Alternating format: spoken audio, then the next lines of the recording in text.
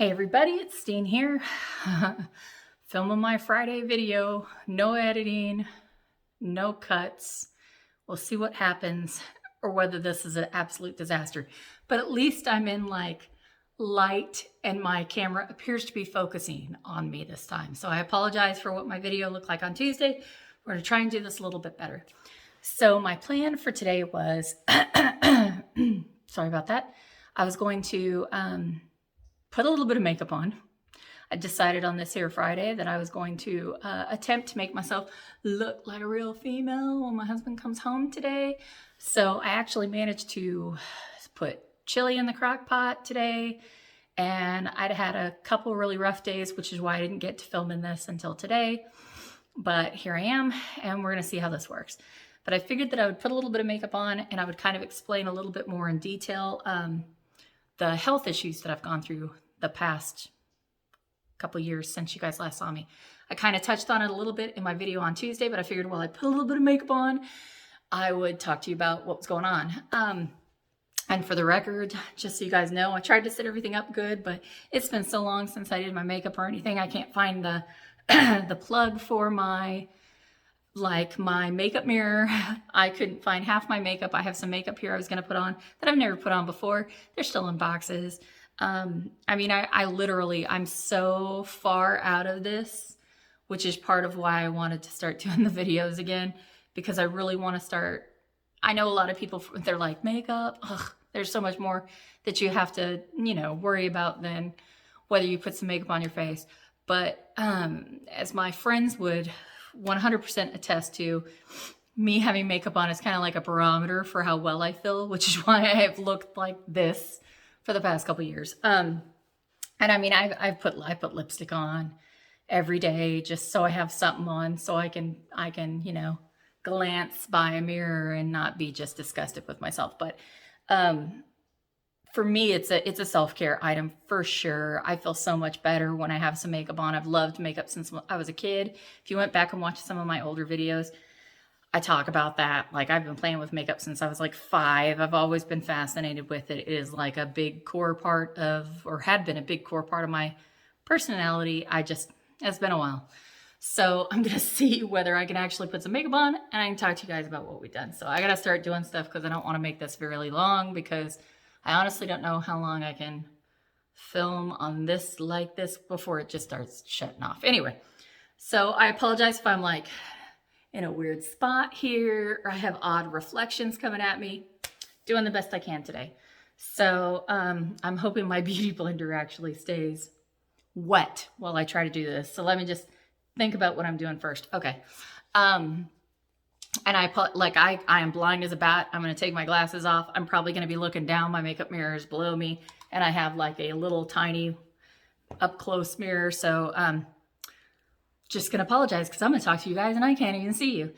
So they'll be on and off and on and off. But so I had explained really well in one of my old videos that I'd been diagnosed with IIH a few years back. I was working full time.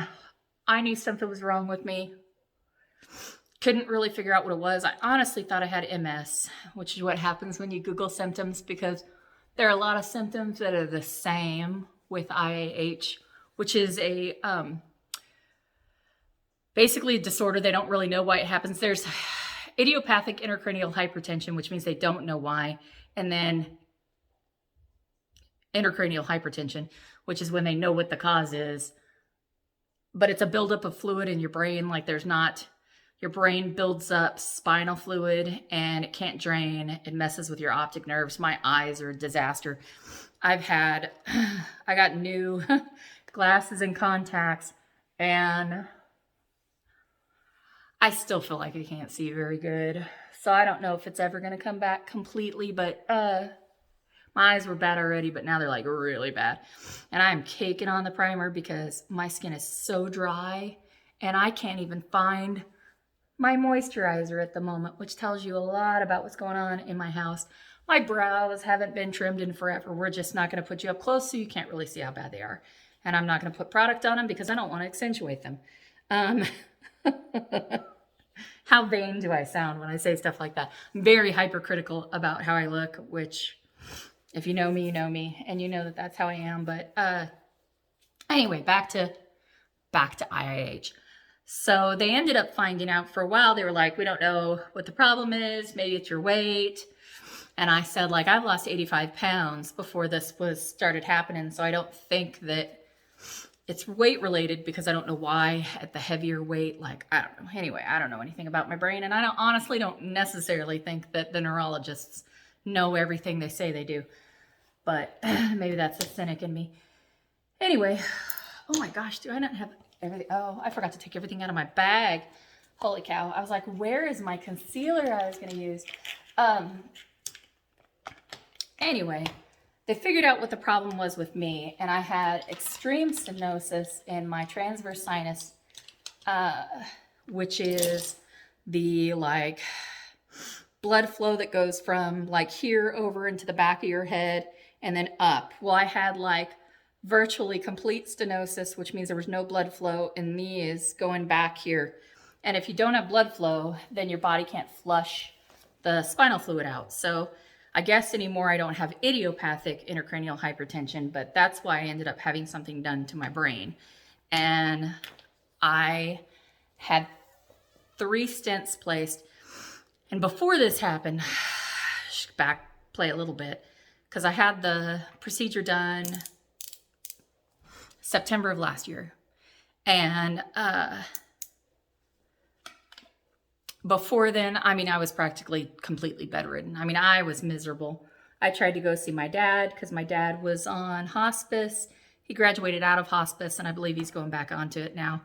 But I went to go see him. I had not been to Oregon, which is where I was born, and I lived until I was 14, and I hadn't been back since my oldest was not even a year old, and he's 28 now. So I needed to go see my dad. So I went there, and I mean, I couldn't. You see me, I'm putting stuff places I think need concealer because I can't see it. I went there because I needed to go see him. And 2 of my best friends in the world are in Oregon, where I grew up. And I needed to see them for my mental health. So went there, was miserable because there were days I couldn't get out of my hotel room to drive across the town to go see my dad. And I came back home and I told my neurologist, I was like, look, you either got to give me a new neurologist, we got to do something. Something's really bad. And that's when they really found out that I had the stenosis and how bad it was. So they booked the procedure for a month out. And I'm torn on calling it a surgery or a procedure because they didn't cut my brain open. They went in through my arm and they installed 3 stents. So even though I have no blood flow on both sides, they only put the stents on this side of my brain. So I have them going 2 going like across here and then 1 going up, because my neurologist said that he just couldn't imagine putting like those stents to have good flow and then have it going right into a spot that didn't have flow either. Oh, okay, I didn't do too bad. So went in and had the procedure like the beginning of September. And immediately, I mean, it was hell. When I say that, I mean, it was bad. It was really bad. And I had a really bad experience when I was in the hospital when they decided to do the procedure. So it was just kind of like, it was rough. And it took me a while to get better. But immediately, I could tell that I had such pressure behind my eyes that I could immediately tell that it was better. Like it didn't get rid of everything. My ears still ring. Sometimes my head hurts really bad. But initially, as I started to recover, I was doing really well. And because I have horrible migraines too, I want to just say I'm using this Tarte Shape Tape Cloud Coverage foundation, and I have never worn it before, so it might do horrible with my skin, but we're going to put it on anyway, and it's going to be better than nothing. So, and I talk fast and I talk a lot and whatever. So I was getting Botox for my migraines, and I went in and I talked to the lady who did the Botox, And I said, you know, sometimes I have pain. They usually for Botox, they don't put it in the same places that they put it for people who are just getting Botox for their wrinkles. And so they usually put injections in the back of your head and like some on your neck, a little bit on your shoulder to try and kind of, you know, numb up those nerves. Well, almost immediately the next day, I had excruciating pain going like the back of my head, and then it was going all the way down here and into my head, like into my eye. It was wretched. And when I say pain, it was like me sitting on the couch and going, and then my husband's like, what? And I went, oh my God, the pain. And then I was like, oh, okay, it's okay. And then like that. And it was just wretched. So I went in and I said, I think something happened with my Botox. And they're like, no, you know, military. I don't want to disparage military medical doctors, but if you're someone who uses the military medical system, you might understand the face I make when I say this. They were like, oh no, the Botox couldn't have done anything like that. You have occipital neuralgia. My neurologist was like, oh wow, if you can have something wrong with your head, you're going to get all of it. But they were really concerned whether it was on this side, whether I had like stent failure. And initially it was just really on this side. And I went in and they tried to do a nerve block. That didn't work. And it's eased up some, but it really made recovery from my brain stuff a lot worse. And I have not gone back in for Botox for my migraines since then. I can tell how dry my skin is because I don't have you zoomed in real close, but you might be able to tell. I couldn't find my moisturizer anyway. So that was hell. It slowly got a little bit better, but it's still there. Like it just flares up and it's really bad. And I've since talked to other people who are like, oh, you can totally have like semi-permanent and permanent nerve damage from Botox. And I was like, oh, liars. But so in the process of trying to get over that, I had gone in and they'd done a bunch of scans of my neck because I had a really traumatic intubation, and I honestly was worried that they had done something in surgery that had messed up my neck. So I asked them to do some scans, and they were kind enough to do that for me. And in the process of getting the scans back, they were like, nah, you still just have the degeneration that you've always had, but you have a mass on your thyroid, and it is pressing up against your throat. And I thought, well, that makes sense because I've been laying in bed feeling like I'm kind of choking. It was weird because I couldn't see it, but I'm heavy. And it was pretty good. So I was larger than a walnut, and it was like right there. And if I was thinner, you could have noticed it for sure.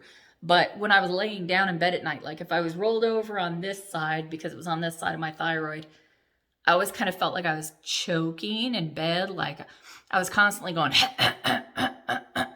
you know what I mean? Because I just felt like I had something in my throat, or I was choking, or I don't know. It was really weird. But I'm gonna lose my train of thought. I was like, why am I doing this again? I already did this part. So they were like, well, let's do a thing, do a scan. But I told them, I said, it's when they did an FNA, which is a fine needle aspiration. It's basically a biopsy. And they did this, and it came back like as most likely cancer, but not 100%. This is a new thing, and I can't even figure out how to get the plastic off. Maybe I won't put powder on. But yeah, this is what happens when you decide to try and use new product and you haven't even taken it out of the box yet. Oh my gosh, Tart, how in the hell do you get this plastic off? Don't start cussing, Christina. You are trying to put this on YouTube. It's funny because I got the plastic off, but the whole pan fell out. Okay. Way to go, Tart. But it came back kind of inconclusive, but most likely cancer. And so I said, they were like, well, we can monitor it. And I said, no, I don't want to monitor it. I want it out. I feel like I'm choking to death. Like it's driving me crazy. And now that I know it's there, I'm I'm choking even more because now I know I wasn't crazy and I was trying to ignore it before. All that kind of stuff. So they did a hemithyroidectomy, or I don't know how you say it. They only took out this side of my thyroid. And they told me beforehand, they were like, if it's cancer, we will do surgery and take out the other half. Because I was like, we knew there was a nodule on this side too. And I said, like, why not you take it all out? They were like, no, we need to see. And if it's cancer, we'll take it all out. And if it's not cancer, then we'll just monitor it and see what's going on. Okay. And so they did that. That recovery wasn't pleasant either, because I'm just one of those people that it takes me forever to recover from stuff. And so it took like a month for me to get my results back from the surgery. And when I got the results back, they were like, yeah, you basically have cancer, but it hasn't gone anywhere yet. Like the nodule, removing it, that's fine. You don't have to do anything else, which with thyroid cancer, you don't go through chemo or anything like that. Basically, it's surgery, and if it seems like it's kind of gone other places, you might have a couple radiation treatments. That's basically it, besides being on thyroid medication forever. And so they told me, yeah, well then afterwards when I got the results, they were like, oh, let's wait until like October and see how everything's doing. We'll do another ultrasound, see if it's got bigger, see whatever with the other side.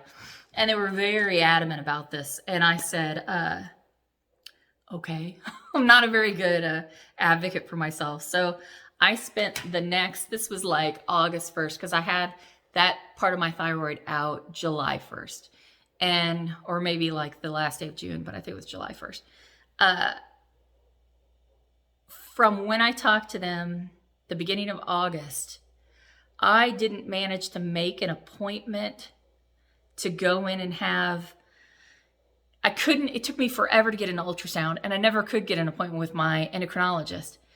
I finally got the ultrasound the day before we were going to Louisiana to visit family, because my mom's not doing good, I'm not doing good. I needed to hug her, she needed to hug me.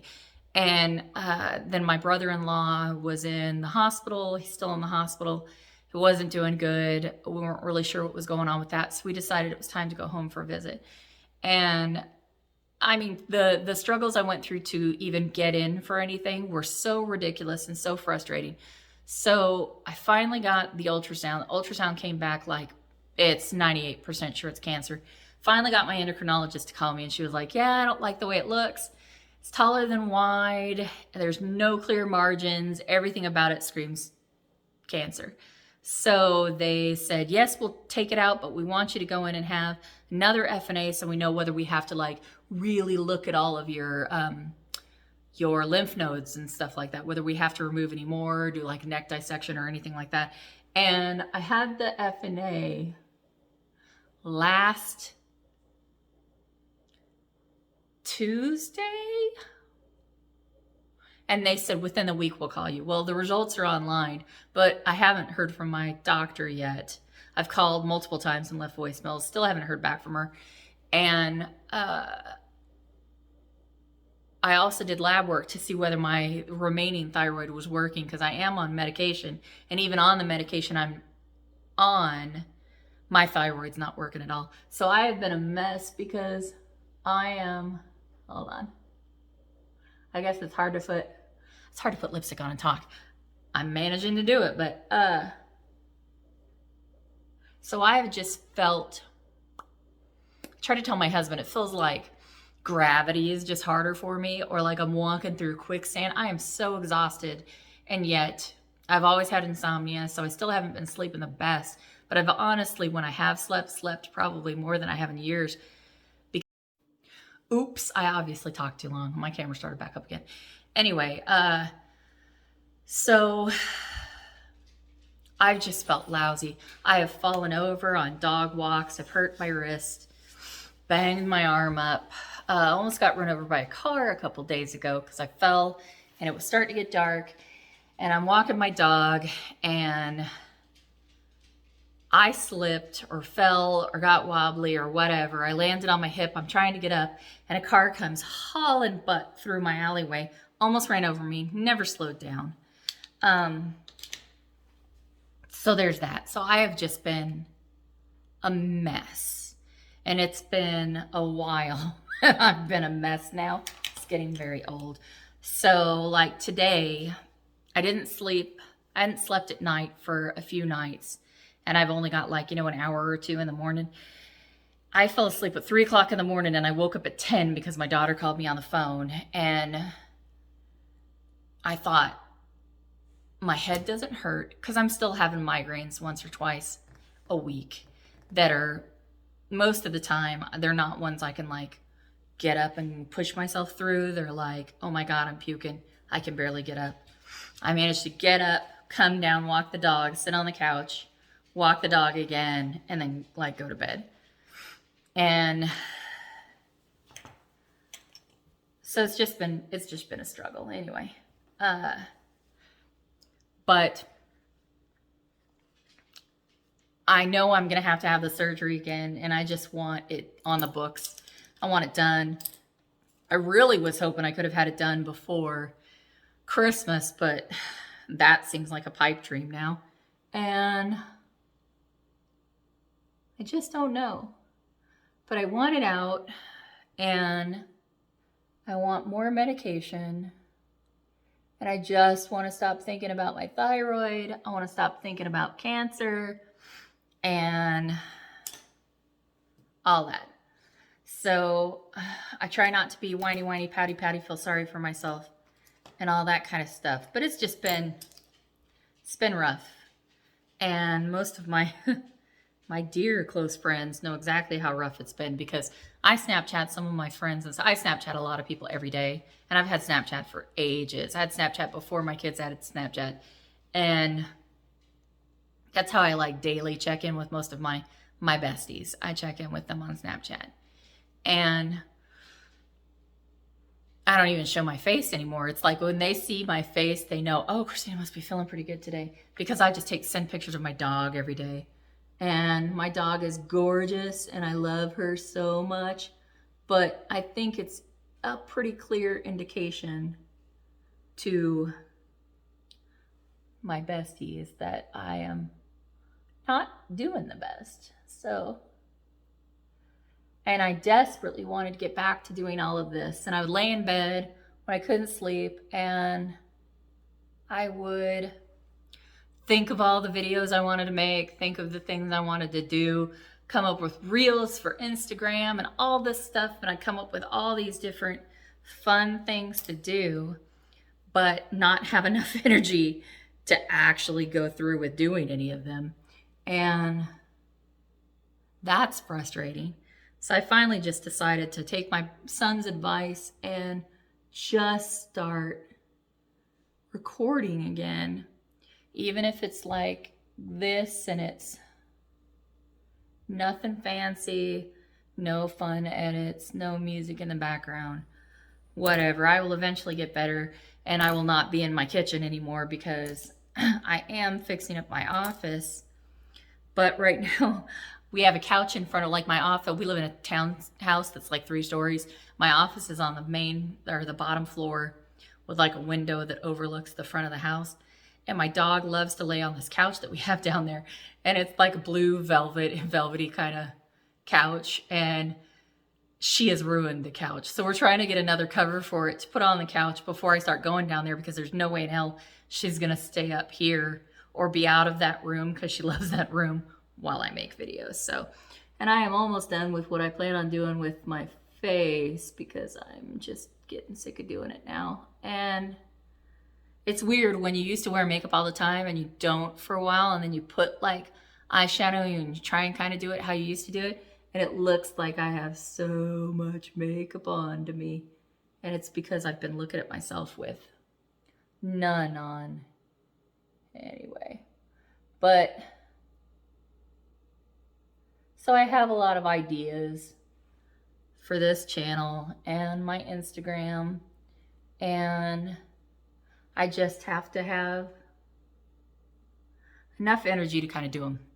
So it is what it is, but I'm going to pick out a little bit more and then mascara, and then I'm going to be done, because I just don't Did I miss another? I missed a brush.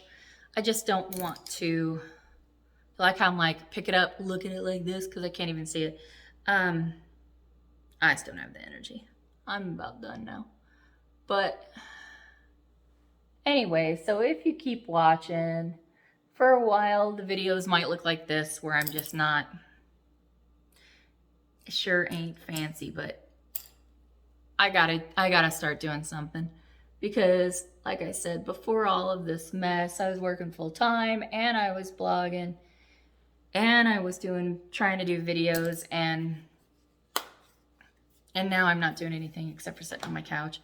I mean,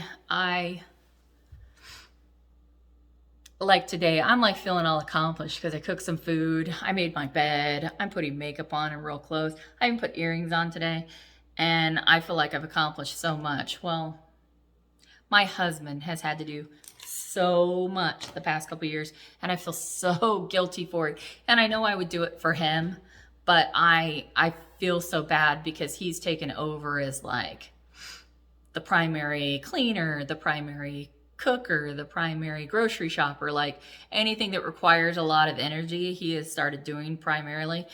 And I mean, I will help him with stuff, especially, and I do, like, I clean bathrooms, I can clean bathrooms, but like vacuuming would kick my butt. And I just trying to get back into doing stuff. I don't know. Anyway, let me hurry up and finish this so I can be done, but I don't know. So it's a glorious Friday. It's actually sunny outside here in Virginia. I apologize, you can't see me at all right now. And my posture is getting worse and worse as we sit here. But it's a gorgeous day. I'm really excited for Christmas. My daughter, who's been deployed, is coming home early, and she will be here to visit, but not till the 28th. So we promised her we would keep some presents under the tree and stuff for her. And I'm just really excited for the holidays because I love Christmas. So if that's the way I end this, then that's how I end it. If I put my glasses on right now, I'm going to be like covered in mascara. It's why I don't wear mascara that much anymore. So, but I would like to see you guys as I tell you goodbye. So that was kind of the story of what I've been going through. I realize this is longer than the other one, and it's probably going to be real crappy because I had to turn it back on again. But I appreciate you if you managed to get all this far into the video. I'm happy that you watched. I'm overjoyed that I actually got some views on my last video. It makes me super excited. I'm really happy to be back doing stuff again. So I'm trying to not beat myself up for perfection and just kind of go with the flow and get myself kind of gradually back into stuff. So eventually you'll see better quality videos. I'll have music again. I'll have some sort of something that says Steen does something or other. I don't know. I might change the name to the channel again. I'm not entirely sold, but I hope you guys have a fabulous weekend. I hope your prep for the holidays is going well. Whatever you celebrate, or if you celebrate, if you've made it this far in the video, I absolutely love and adore you, because most likely I'm either related to you or we're really, really good friends. So have a great weekend, and I'll see you guys again on Tuesday.